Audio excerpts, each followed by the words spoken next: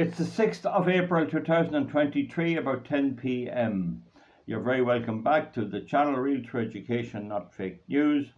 And today we're going to look at cows, gold and inflation. Cows, gold and inflation.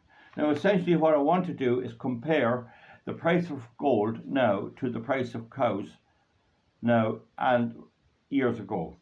Now my records, I can find reasonable records going back to about 800, about the which would be the 9th century, 9th and 10th, 11th centuries.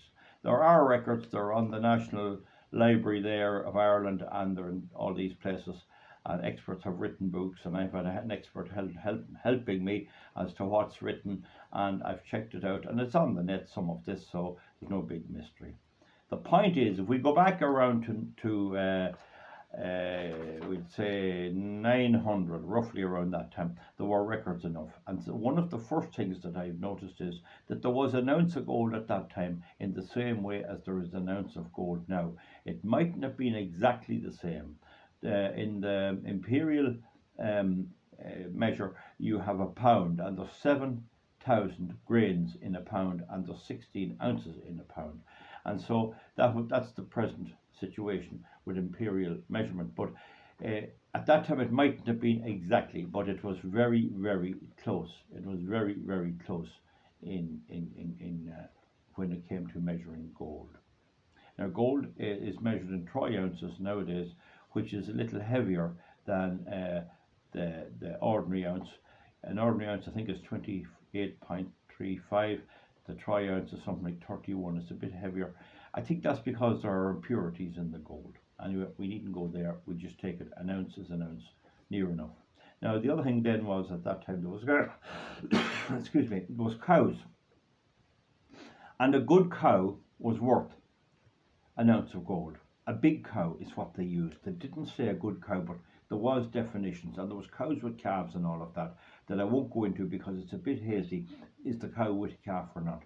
But anyway, a cow was worth an ounce of gold, and there was a higher denomination, was a camal, which was equal to 3 cows. Now they didn't use the name cow when they were talking about the value. It was shed, S-E for the D, S-E for the D, which is pronounced S-H-E-D-E, shed, right? So it's like Sinead O'Connor. I don't think there's a H after the S, and that's the Irish language, because we can't type the dot on the top of the S, the Bulcha or the Shevcha. It's not possible with modern printers, and you can't put the fada. There was a long line on top of the vowel, which also altered it from a knee to a nay. Okay, they called it a shade. But you wouldn't say I went down the field and I counted my cows. I counted my shades today. You'd say I went down and I counted my cows, and the Irish for cows was bow. So you'd say I went down the field and I counted my bona today. You only use the word shade where you are using the value of the cow for all types of transactions. So you might be buying a cart for a horse, or you might be buying a horse, and you might have to pay 3 shades for the horse. On the other hand, you might have an exceptionally good cow, and she might go 1 1/4 shades in price. A shade was a big cow. I don't think it was an absolutely fantastic cow, but it was a good cow. And that time, cows would be slightly smaller. They'd be more like, we'd say, the Jersey breeds or the Aberdeen Angus of today. We don't exactly know and I don't know, and we don't need to go into it here. Suffice to say that a cow was called a shed, and a camal was 3 cows. And you could buy a bond made with the price of 3 cows. So clearly there was women and girls who were in bondage. They were like indentured servants, and they could be bought and sold. That was the way. So they were 3 cows. So a woman was equal to 3 cows.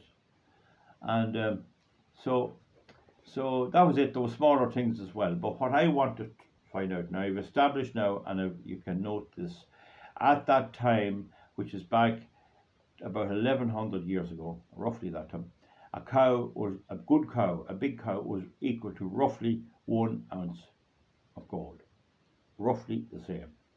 Now today, I had a cow. She calved a while back, but her udder was gone due to mastitis. She had a problem with a mastitis, and so I decided to sell her. And she was a good fat cow, and she was getting meal and all. I had her in the local market today. So the thing about it is, she weighed 700 kilos. She weighed 700 kilos, and that's 0.7 of a metric ton, which you can check yourself is roughly the same as 0.7 of imperial ton. Okay, the metric ton is 1,000 kilos, the imperial ton is 2,240 pounds, and there's roughly 2.2 pounds in a kilo. We needn't go there. This cow was roughly about a little less than 3/4 of a ton. So at today's value, gold last week was 814 euros. It's gone up today to 842. So the price of gold is 842 euros in euros today on the bullion exchange reports. And how much did my cow go? So if she went 1842, she would go exactly the price of an ounce of gold. And what she did was she went 1890, 1890. So I think that's 48, is it? More than an ounce of gold. So she went an ounce of gold and a little bit along with it. And I find that fascinating, because people in 800 or 900 AD would easily recognize a cow, and would easily recognize an ounce of gold. And the values have not changed at all. What's changed is the money. The money is being printed, and the value of the money is going down. I did an earlier video about Milton Friedman. Some people commented adversely, saying that I was that he was a conservative, monetarist, stick in the mud type of person. He wasn't like the Keynesian type of school, and that I shouldn't be like that this is extreme right wing. All he said was that you can't have inflation without printing money for nothing. You print money for which there is no product or service. That's what he said. And I have agreed with that from the day I seen that, and it must be 35, 40 years ago on the television. And there was inflation in England was announced the other day at 10.5%, and it was a big surprise. Oh, we're surprised. They printed the money. It's the Bank of England printed the money. They had to print that money. You couldn't have prices up 10.5% if the amount of money in circulation hadn't increased the same amount. So that's what happened. So we can see now, we don't know what currency, I won't go there, a cow would make long ago. It doesn't matter. The fact is, the price of gold is exactly the same by a very well recognized unit of exchange, which was the shed back over 1100 years ago, and it hasn't changed at all. What's happening is the value of the paper money, this stuff here, this stuff here is just decreasing. These are only bits of paper, opposite which there is nothing. They're just bits of paper, and they can double the amount of these. They could print, look, for every 20 euro note, they could print 700 million of them. You'd have to carry a wheelbarrow to buy a loaf of bread. That happened before in the Weimar Republic. That happened, and it happened in Zimbabwe, and it's not gone that far yet, but that's the general way it's going. Folks, will you give me a thumbs up for that effort, or a thumbs down? It's all very true. I find it fascinating. I just happened to check it. The value of a cow in terms of gold in 2023 is the same as the value of a cow in terms of gold in the 9th, 10th and 11th centuries. Thumbs up. We'll see you back for something soon.